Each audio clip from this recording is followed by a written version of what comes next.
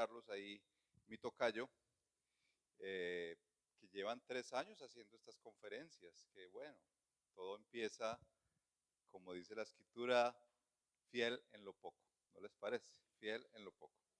Y esta mañana quiero empezar con lo siguiente. Me ha pedido el pastor Carlos que les hable sobre la membresía de la iglesia. Yo no sé si usted tiene inquietudes sobre esa palabra membresía, porque cuando miras la escritura en un sentido no dice específicamente la palabra membresía. De hecho, muchas personas me preguntan a mí, pastor, pero ustedes ¿por qué están hablando de membresía? Si eso suena más como, yo no sé si usted ha ido alguna vez a PriceMart, que los han montado y entonces usted tiene que comprar una membresía para poder entrar. ¿Sí le ha tocado? O algunos clubes por allá en otros lugares que usted tiene que pagar una membresía para poder participar de todas las utilidades que tiene el club. Entonces, cuando hablamos en la iglesia de membresía, la gente dice que tan raro que esto es un club especial y me van a meter a un club especial o por qué el pastor Carlos se le ocurrió andar hablando de membresía. Usted no sé si sabe que la Biblia tiene otros conceptos que no dicen específicamente la palabra. Por ejemplo, la Trinidad. ¿Usted ha buscado en la Biblia alguna vez un versículo que diga la palabra Trinidad? No la dice. ¿Pero usted cree en la Trinidad? ¿Por qué?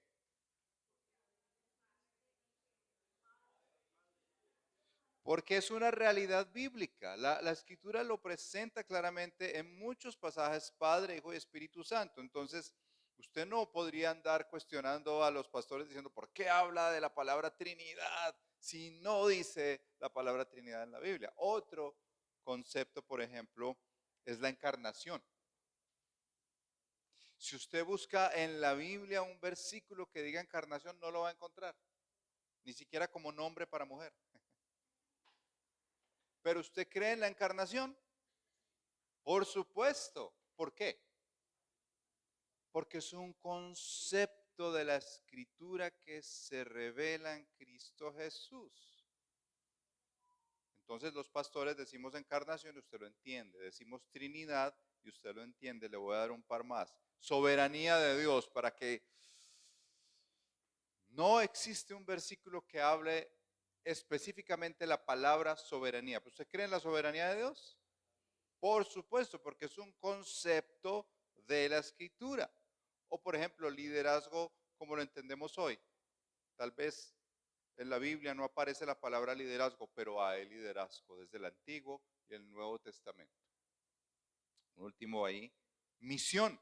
Creemos la gran comisión, pero la palabra misión no está específicamente en la Biblia. Entonces, cuando hablamos de membresía, estamos hablando de un concepto de la escritura, estamos hablando de una realidad bíblica que se da por sentada. Ahora, antes de entrar a un texto de la escritura, quiero pedirles el favor que me acompañen, oramos y les presento unas características, primero de nuestra cultura, que no nos dejan entender bien la membresía y luego pasamos a un pasaje, unos pasajes de la escritura. Padre, te damos gracias por esta mañana, hermosa mañana de sábado, Señor, que tú nos permites venir a reflexionar sobre lo que significa la membresía bíblica, lo que tu palabra expresa como una realidad por sentada del pueblo del pacto, como hombres y mujeres de toda raza, lengua y nación. Tú los llamas a ti, Señor, para que sean tu iglesia, visible, comprometida, discipulada y en muchos casos disciplinada para tu gloria, Señor. Así que bendice este tiempo a esta iglesia, Señor, que tú sigas añadiendo los que han de ser salvos a esta iglesia en el nombre de Cristo Jesús. Amén. Bueno, hay 3 características en nuestra sociedad que no nos dejan entender bien el concepto de membresía bíblica. Uno de ellos Una característica se llama la mentalidad consumista. Usted ha entendido en esta sociedad que el consumismo es lo que nos hace ir y comprar cosas y andar cambiando rápidamente de cosas.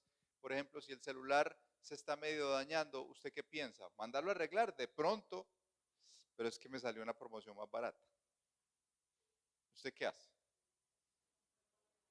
Usted va y lo compra y lo cambia, y los hombres también le metemos cuento a las esposas que es que necesitamos ese celular o si no, no vamos a poder trabajar y nos metemos y nos endeudamos. Mujeres, en el consumismo, cómo hacemos nosotros el mercado? Mercamos en diferentes lugares para que nos salga más barato, ¿cierto? Ahora, hay un lema detrás de esa idea que llamamos consumismo y es que todas las cosas se hacen para mi bienestar. Todas las cosas se hacen para mi bienestar. Entonces, ¿cómo lo vemos en la iglesia cuando nos sumamos a una iglesia? Pues asistimos a la iglesia porque es que me bendice. Entonces yo me sumo a la iglesia porque a mí me da algo, ¿cierto? Yo vengo a la iglesia porque allá voy a recibir.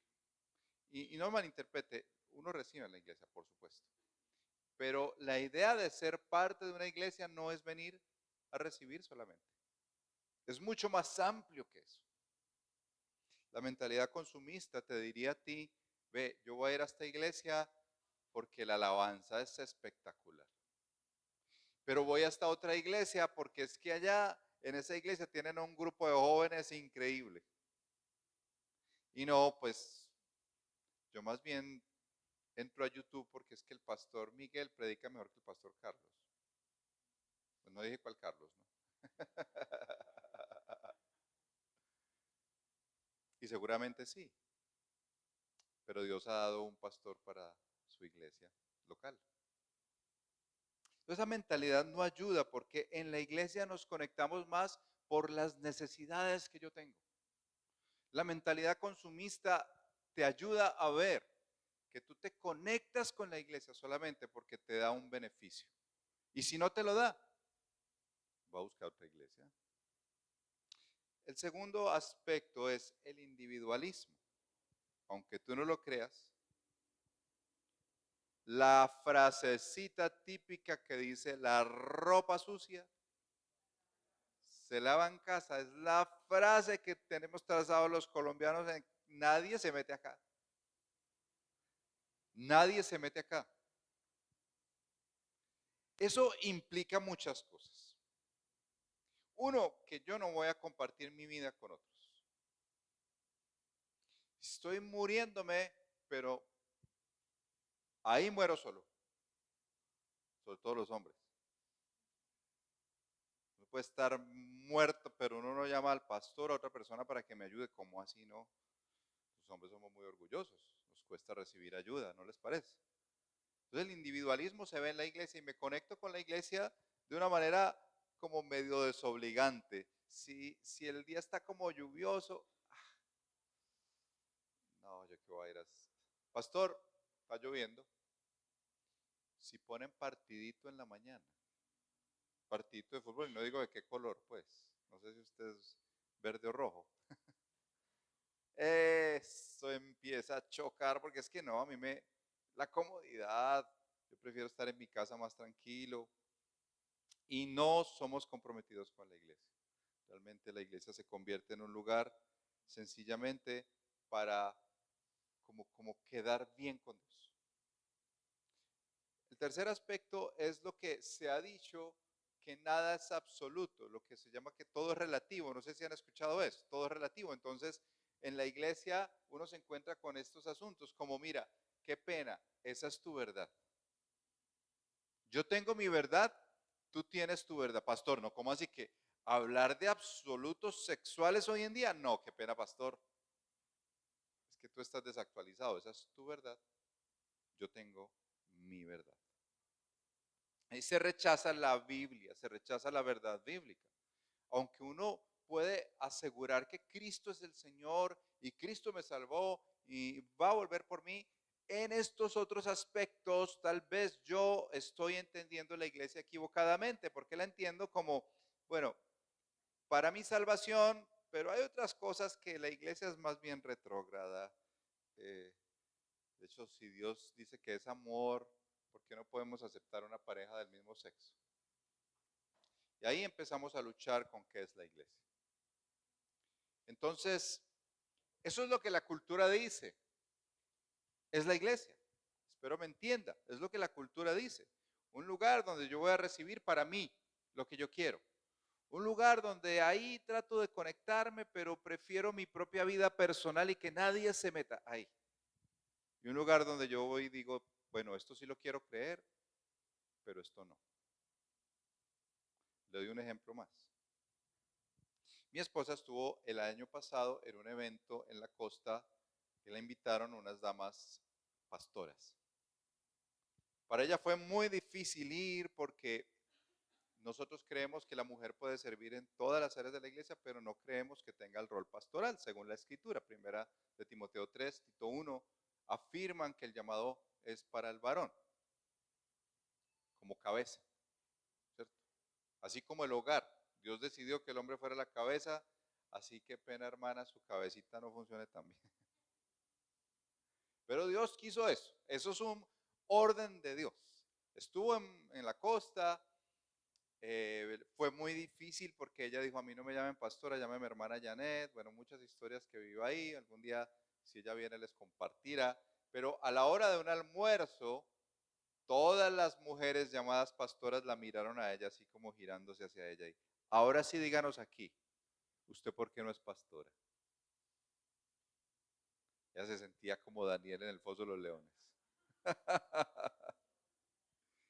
Y ella sacó la espada del Espíritu, la palabra, dijo, mis convicciones bíblicas, les leyó la escritura, y las mujeres, no me convences.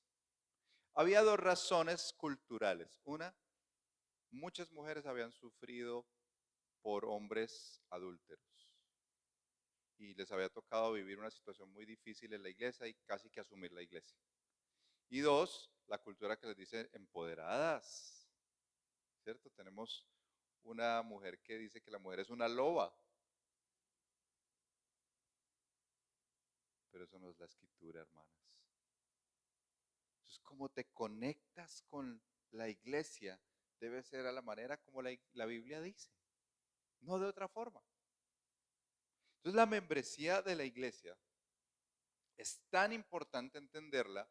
Otra vez, podrás decir toda la vida, es que como no dice la palabrita membresía, entonces yo no me voy a hacer miembro. Se los digo porque nuestra iglesia, que tiene 30 años, desde el principio ha hecho cursos de membresía y ha formado gente para hacerse miembro.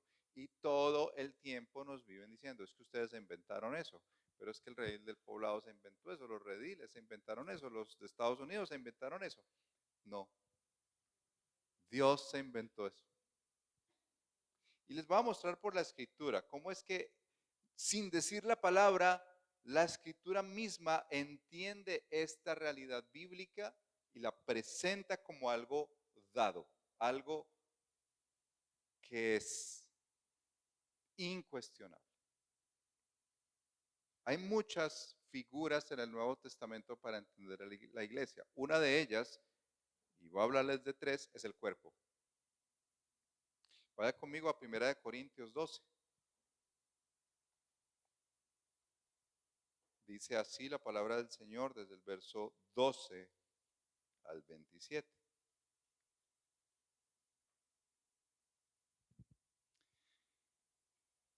Porque así como el cuerpo es uno, bueno, Pablo está hablándole a la iglesia de Corinto, fíjate cómo le está presentando la iglesia, como un cuerpo. Así como el cuerpo es uno y tiene muchos miembros, pero todos los miembros del cuerpo, aunque son muchos, constituyen un solo cuerpo, así también es Cristo. Pues por un mismo espíritu todos fuimos bautizados en un solo cuerpo, ya judíos o griegos, ya esclavos o libres, a todos se nos dio a beber del mismo espíritu, porque el cuerpo no es un solo miembro, sino muchos.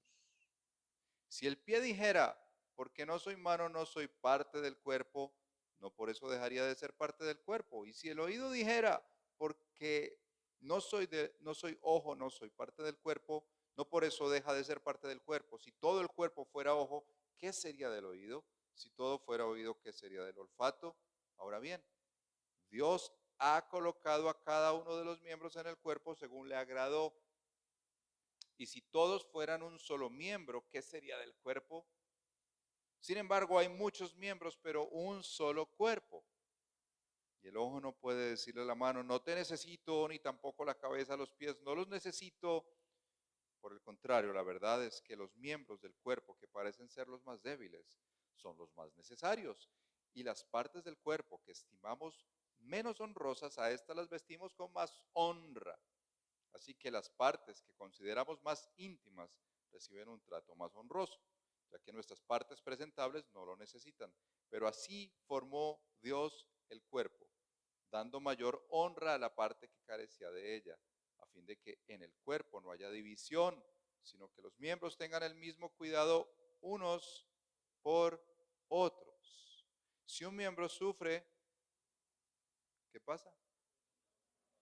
Todos los miembros sufren con él. Y si un miembro es honrado, todos los miembros se regocijan con él. Ahora bien, ustedes son el cuerpo de Cristo y cada uno individualmente un miembro de él. ¿Se dan cuenta la figura tan poderosa que utiliza Pablo acá para hablar de la iglesia? Esa primera figura tiene que ver con el cuerpo, tu cuerpo. Mira tu cuerpo por un momento. Tú tienes unos miembros, la mano, el oído, el ojo, todos diferentes, pero son parte de un solo cuerpo, tu cuerpo. Una función diferente, la mano tiene una función diferente al ojo. ¿Estamos de acuerdo? Los pies tienen una función muy diferente a la boca. Pablo utiliza esta figura, primero, para decirle a los hermanos de Corinto, y por extensión a nosotros, que los miembros del cuerpo tienen pertenencia, se pertenecen. Esta mano me pertenece a mí y sirve para mi uso, para el uso de la iglesia. Por eso cuando hablamos de que muchos se conectan en la iglesia como a ver qué me beneficia a mí, está yendo en contra de este pasaje, porque la mano no se beneficia a sí misma. La mano beneficia al cuerpo. Yo recuerdo un amigo en el seminario que era ciego. Él perdió la vista porque un día estaba viajando para su tierra en el Chocó y por la violencia de aquel entonces los bajaron a todos, los mataron, excepto a él.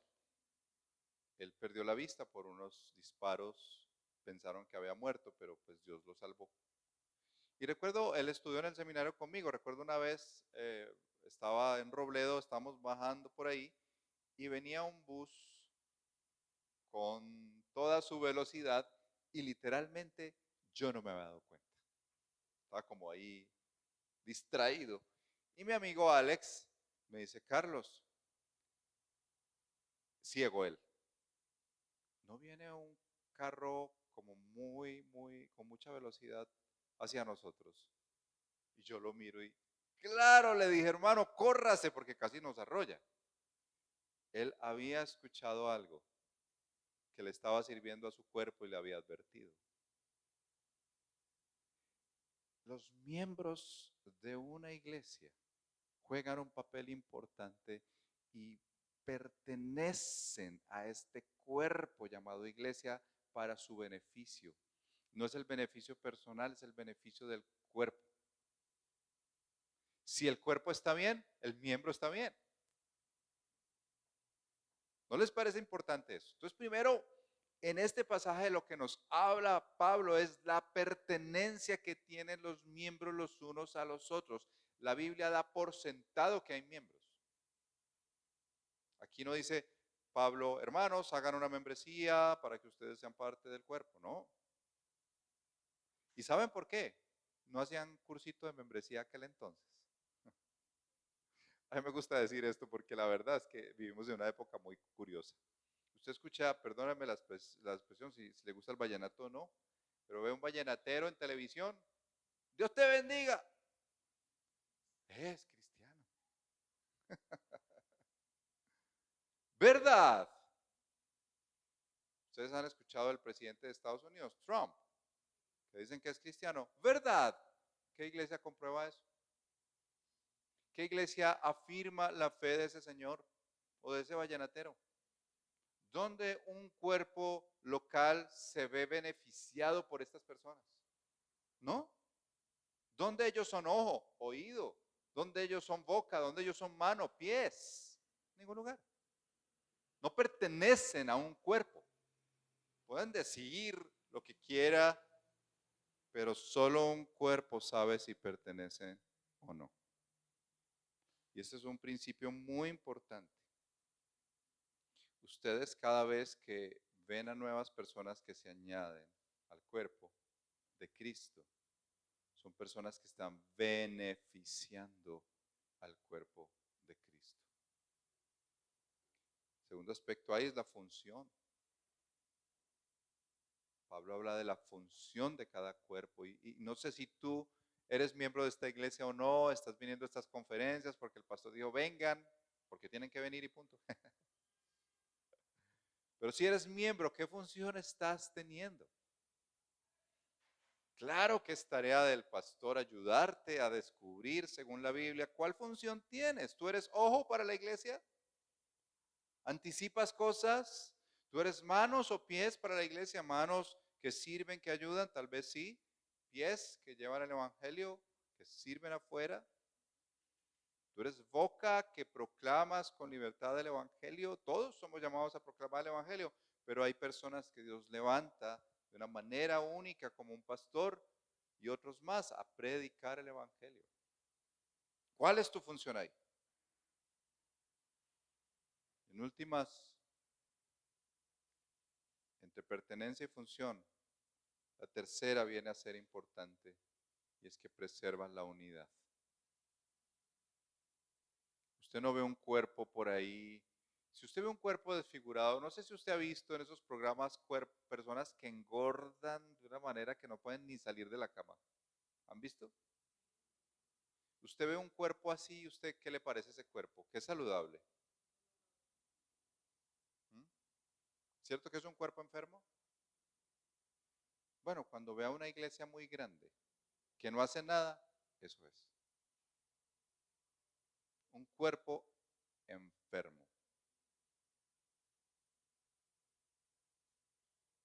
El cuerpo saludable es el cuerpo de miembros, así sean poquitos, pueden ser muchos, pero que preservan la unidad del espíritu, que se ve cohesionado, que juntos están sirviendo no solamente para la edificación de los santos, sino para la proclamación del evangelio y la extensión del reino de Dios. De tal manera que si salen misioneros, que si se plantan iglesias desde esta iglesia, que si se levantan siervos para esta iglesia, que si se evangeliza la zona, es un cuerpo que está siendo saludable, no solamente se mira a sí mismo, sino que mira hacia afuera y anda en unidad. Así que esa es la primera figura. No existe un miembro más importante que otro. En un sentido, bueno, usted va a decir el corazón sí, pastor, el cerebro sí, puedo vivir sin un dedo, pero para el Señor esta figura es tan importante porque dice, todos son miembros del cuerpo de Cristo y valiosos porque Cristo los salvó. Entonces, todos tienen un papel importante, unido por la sangre de Cristo. La segunda imagen tiene que ver con la familia. Pablo dice que somos miembros de la familia de la fe. ¿Ha escuchado esto? Y entonces ese concepto de familia se entiende de una manera a veces como todos somos hermanitos. Amén.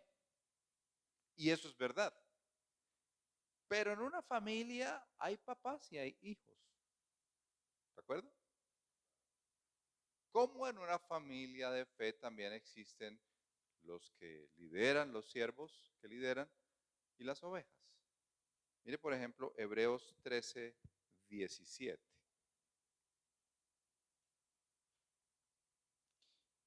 Ese es uno de los textos que los pastores queremos recordar constantemente.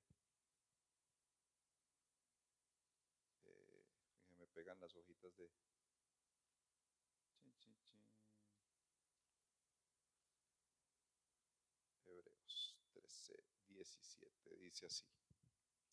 Obedezcan a sus pastores y sujétense a ellos, porque ellos velan por sus almas como quienes han de dar cuenta. Permítanles que lo hagan con alegría y, ¿cómo dice esa versión?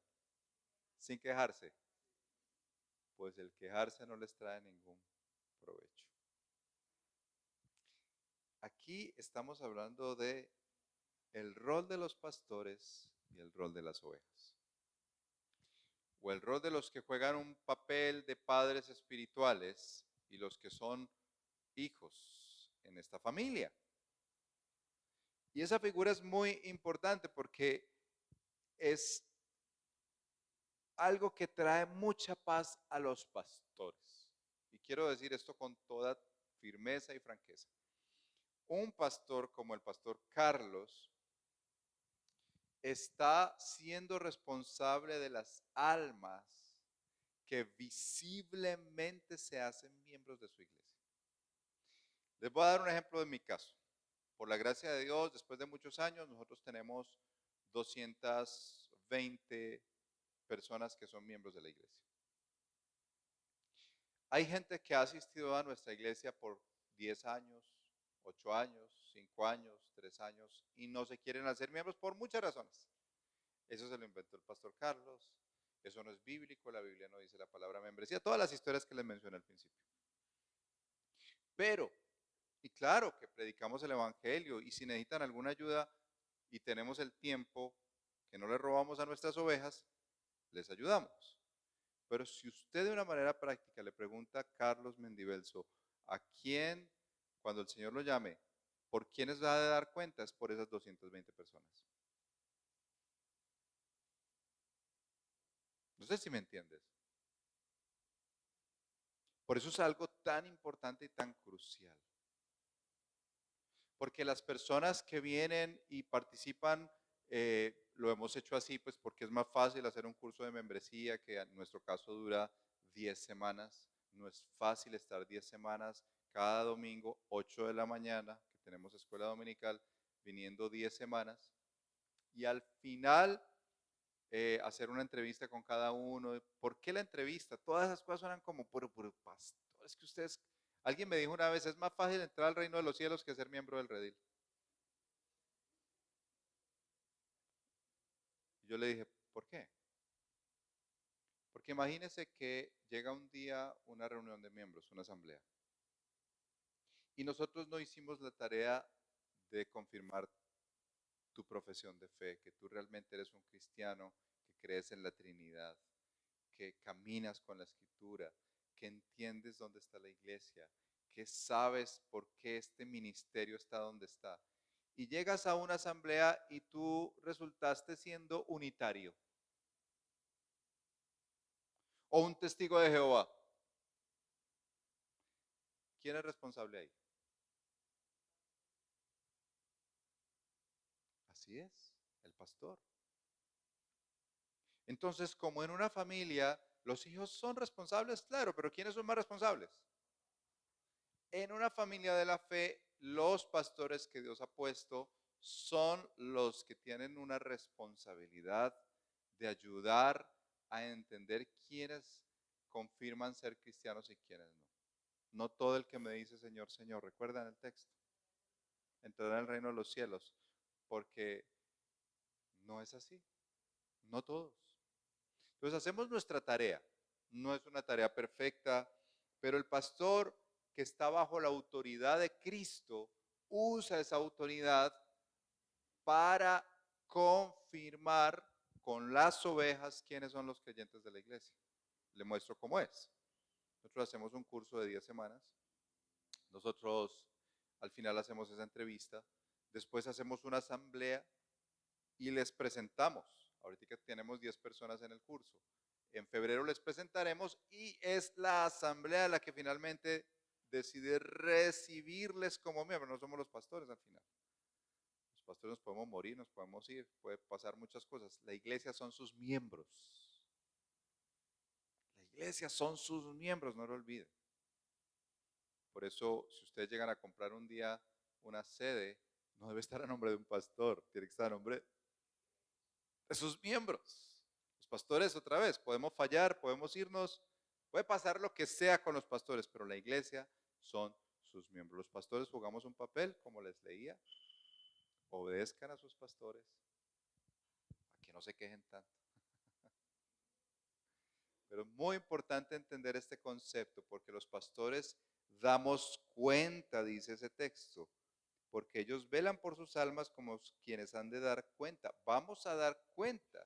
Y otra vez, cuando a mí me preguntan, Carlos, ¿por quiénes tiene que dar cuenta? Yo reitero, por los miembros de la iglesia. Es que yo no me quiero hacer a miembro, pastor, y me ha pasado muchos casos, ¿por qué no se quiere hacer miembro? Bueno, no quiere que conozcamos su vida, quiere vivir una vida más como al margen. Es más o menos como en la vida nuestra. Es como esa pareja que se va a vivir en unión libre. Quiere los beneficios del matrimonio, pero no quiere los compromisos del matrimonio. La membresía es algo así. Cuando tú llegas a ser parte de la iglesia, visiblemente tú estás diciendo, yo no solamente estoy disfrutando de lo que es ser la iglesia, sino que también estoy comprometido con ella, con velar por ella, cuidar de ella. Por eso es importante que tú conozcas la escritura, porque aún cuando pastores se suben a predicar, eres tú quien debe entender que lo que ese pastor dice viene de la escritura y que su vida lo comprueba. Amén. Entonces hablamos primero de la iglesia como un cuerpo. Segundo, de la iglesia como una familia bajo el cuidado de un pastor. En tercer lugar, la iglesia como una embajada. Y quiero pedirles que leamos Mateo 16, 18 al 19.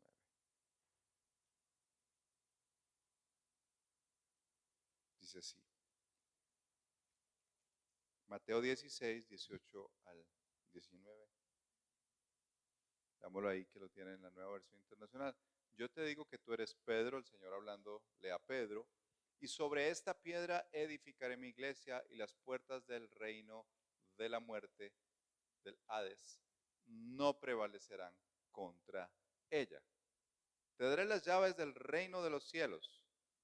Todo lo que ates en la tierra quedará atado en el cielo, y todo lo que desates en la tierra quedará desatado en el cielo. Es probable que tú hayas escuchado este pasaje para aplicarlo a otras cosas, ¿cierto? Yo puedo imaginarme eso. Pero cuando tú miras realmente lo que está pasando en el contexto de este pasaje, es el Señor dándole autoridad a los discípulos encabezados por Pedro para decirles a este grupo pequeño que empezaba lo que era la iglesia, yendo por ese nuevo mundo. Empezando, como lees tú en Hechos de los Apóstoles, a predicar el Evangelio en los judíos, se convirtieron 3,000. Luego aparece Pablo, que tiene llamado a los gentiles y se convertían personas que no eran judías. ¿Recuerdas Hechos 8, Felipe y el etíope? Empieza a abrirse las fronteras de la iglesia, de lo que sería la iglesia. Hasta Cornelio, un hombre que no era judío, que conoce al Señor, porque en una visión Dios le dijo que tenía que llamar a Pedro.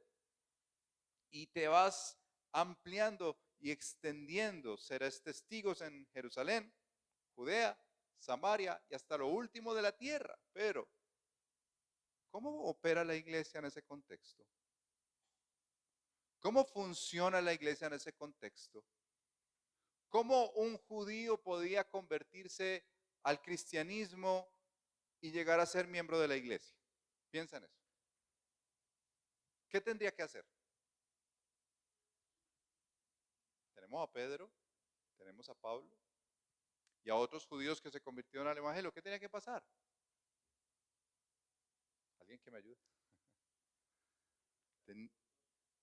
Dar frutos. Bueno, después de, sí, pero en principio poner su confianza en Jesús. Descansar en Jesús y no en la ley. Ellos que tenían que ser circuncidados al 8º día, guardar los mandamientos, tendrían que dejar todo lo que Pablo tuvo que dejar para decir, todo lo tengo por basura con tal de ser hallado en Cristo. Y entonces llegaba a ser parte de la iglesia.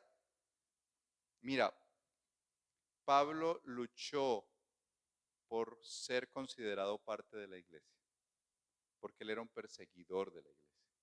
Cuando Cristo le alcanza y que él se va a reflexionar, después llega donde los apóstoles y ellos tenían miedo, los discípulos se le apartaban. Hasta que finalmente Bernabé le da la mano de compañerismo, lee Gálatas, ahí está, y es invitado a ser parte de los apóstoles. Entonces, ¿cómo un judío puede llegar a ser parte de la iglesia cristiana? Pues convirtiéndose a Cristo. De hecho, en Gálatas, Pedro mismo, que comía con los cristianos, empieza a comer con los judíos y a rechazar a los cristianos. Y es Pablo quien dice en Gálatas que era digno de condenar, porque empezando por Cristo terminaba por la ley. ¿Era muy difícil para un judío convertirse al cristianismo? Claro, es una obra sobrenatural. Pero se extiende el anillo y se mueve a los que no son judíos, ¿cierto? A los que se llamaban prosélitos, que eran aquellos que querían llegar a ser judíos, como el etíope que les mencioné. ¿Cómo llegaba un hombre de estos a ser parte de la iglesia? Poniendo su confianza en Jesús. No hay otra manera. No hay otro nombre dado a los hombres. Pero se extiende un poco más y llega al mundo de los gentiles.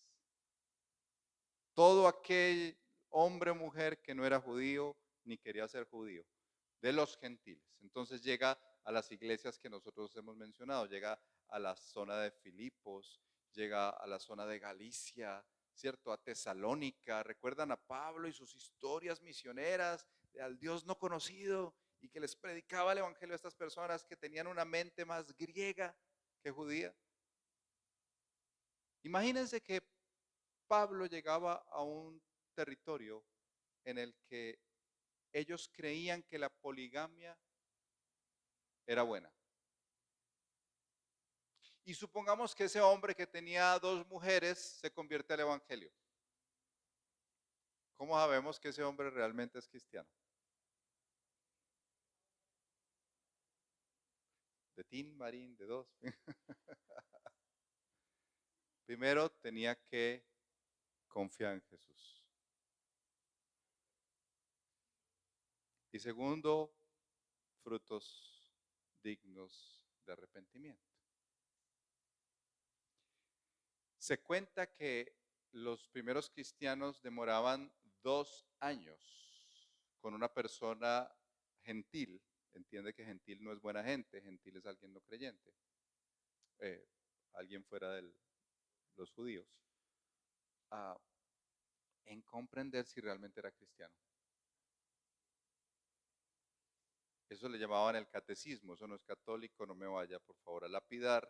Ellos lo llamaban el catecismo y duraba 2 años. Al final de los 2 años, para ellos el curso de membresía era que se bautizaba. El día del bautismo de una persona gentil era su ingreso a la membresía de la iglesia. ¿Quiénes tomaban esa decisión?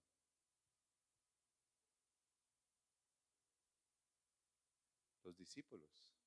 Al final de cuentas, habría un pastor y los discípulos tomaban esa decisión.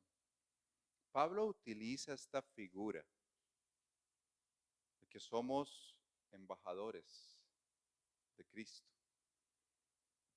como si Dios rogara por medio de nosotros, ¿cierto? Le ruega al mundo no creyente que se reconcilien con Dios. Y esta imagen de Mateo 16 muestra que cuáles eran esas llaves. ¿Eran llaves místicas? No, sencillamente es que tú, iglesia querida, desde los apóstoles hasta ahora, encabezado por Pedro, como quien representaba a los apóstoles, Dios nos dio a nosotros la responsabilidad de afirmar la fe de otros o de decir realmente él no es creyente. Le pongo un ejemplo, porque lo de disciplina lo hablaremos más adelante. Primero les explico cómo funciona una embajada. ¿Usted ha ido alguna vez a sacar la visa americana? ¿Quién ha ido? Trauma. Aquí, a ver, pidámosle al Señor que nos sane el corazón. Entonces llenamos un montón de papeles, ¿cierto? Pedimos una cita que hoy en día se demora como 2 años. ¿Ok? Y llegamos a hacer esa fila larga hasta que nos quieran atender. Llegamos donde un cónsul que nos atiende ahí enfrente y al final le dice aprobado o rechazado. Si usted está aprobado, sale feliz, se pone, toma una foto, sale en Instagram, rechazado, callado, no le dice nada a nadie. Llega a la casa, ¿cómo le fue? No hablemos. Mañana le digo. Pero en últimas, ese cónsul, arbitrariamente o no, juega un papel de autoridad. Ese cónsul es Estados Unidos ahí. Lo haga bien o lo haga mal, es Estados Unidos ahí. Usted se queja, pelea, pero es que si yo tengo papeles, pero es que si yo comprobé, pero es que como a él se la dieron si es un soltero y no hace nada en la vida, pero yo sí trabajo. Ese cónsul jugó un papel de autoridad ahí, ¿de acuerdo? Lo haga bien o no. La iglesia es así. La iglesia juega un papel de autoridad delegada por Dios. Cuando Jesús dijo a Pedro, representando a la iglesia, le doy estas llaves, tiene el poder de atar y desatar, es el poder que le da el Señor a la iglesia de comprobar quiénes son los suyos y de afirmarlos. No se le da a otra entidad en el mundo. No hay otra entidad en el mundo que diga, este sí es creyente, este no es. Solo los discípulos de Jesús. ¿Están de acuerdo con eso? Ahora viene la historia. Yo conocí un hombre que llegó a la iglesia nuestra y casado con una dama mayorcita. Él tenía, cuando llegó a la iglesia, por ahí unos 55 años. Su esposa tenía por ahí 68. Se hicieron miembros, confesaban su fe en Jesucristo, sirvieron por varios años y llegó un tiempo de una etapa muy difícil en su relación. Nos pidieron consejería a mi esposa y a mí, nos sentamos varias veces, dialogamos y resulta que este hombre no estaba teniendo una buena relación con su esposa. Un día fuimos a un restaurante a comer juntos, habíamos hablado, orado, dialogado y ese día, en medio de que ya nos estaban sirviendo la comidita, como cómo se dañan las cosas en la vida, ¿no? No alcancé a probar el plato cuando ella dice, pastor, lo que pasa es que yo quiero decir lo siguiente aquí. No, cuéntenos, por favor. Es que mi esposo ha estado diciendo mentiras todo este año. Él ha tenido una relación con otra persona. Claro, la comidita se enfrió. Y él dijo, ¿cómo así? Tarara. Y ella sacó fotos. Le había pagado a un hombre para que lo siguiera y le tomara fotos. Explotó eso ahí. Nadie comió. El hombre se puso bravo para que me traje. Ni sabíamos, ya ni yo estábamos ahí como. Pasó todo el proceso. Lo buscamos en su casa, lo buscamos en su negocio porque sabemos dónde estaba el negocio, nunca nos atendió, no nos atendió, no nos atendió, pasó un año, no nos atendió, esa mujer estaba devastada, se divorciaron finalmente. Él seguía con una y otra mujer, una vida licenciosa, hombres, cuidémonos de la edad madura, él parecía un adolescente ya tatuado, así, jeansitos súper apretados, camisillas, y nos tocó en la iglesia lo que va a pasar después que vamos a hablar sobre la expulsión. Esta embajada le tocó decir, no comprobamos que él sea un creyente, porque como está viviendo, realmente no está reflejando quién es Cristo. Y hablaremos de eso en la siguiente, porque usted va a preguntar, ay, pastor, pero ¿cómo así faltos de amor? No, realmente es que la iglesia juega un papel muy importante en reconocer que eres un creyente. La iglesia no hace creyentes, lo reconoce visiblemente, en afirmarlo públicamente, porque tenemos asambleas y reuniones donde decimos, tú eres creyente, nuestras asambleas no son de negocios para mirar un presupuesto, hay que hacerlo, pero nuestra asamblea es espiritual. Nuestra asamblea debería estar llena de oración, de conocer qué pasa con los hermanos, de hacia dónde nos avanzamos con la misión, qué nueva plantación de iglesia tenemos, enviemos un misionero, desarrollemos proyectos juntos para edificar a los creyentes, pero nuestra asamblea también tiene esa responsabilidad de decirle a la gente, esta persona, por su fruto, debemos retirarle y decir, no camina como creyente. Y eso es lo más difícil de la embajada. Entonces, ¿la membresía existe o no? ¿Juega un papel importante? ¿Es bíblica? Aunque no aparezca el versículo donde diga, hagan miembros en un curso. Como la Trinidad, les decía, como la encarnación. Pero es una realidad de facto que existe en la Biblia que no se puede discutir. Hay listas que menciona el Nuevo Testamento de las mujeres viudas. ¿Esas listas de dónde eran? Eran creyentes, ¿dónde las pusieron? La membresía es necesaria y es para la salud de la iglesia. Para terminar, ¿qué es un miembro de iglesia? Un miembro de iglesia es un cristiano que ha sido confirmado pública y oficialmente por ella y tiene la autoridad para hacer lo mismo con otros. Voy a repetir esa frase.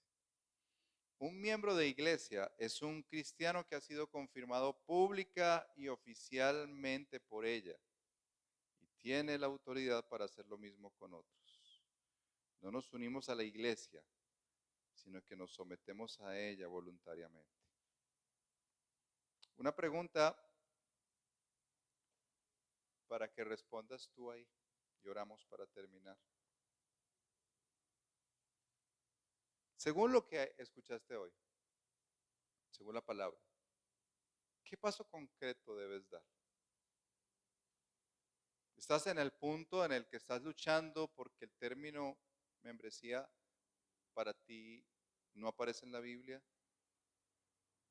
¿Estás queriendo someterte a la iglesia voluntariamente para servir, rendir cuentas, comprometerte, honrar a Cristo? ¿En qué punto estás tú? Oramos. Señor, te damos gracias porque para ti la idea de la iglesia es algo tanto saludable como honroso.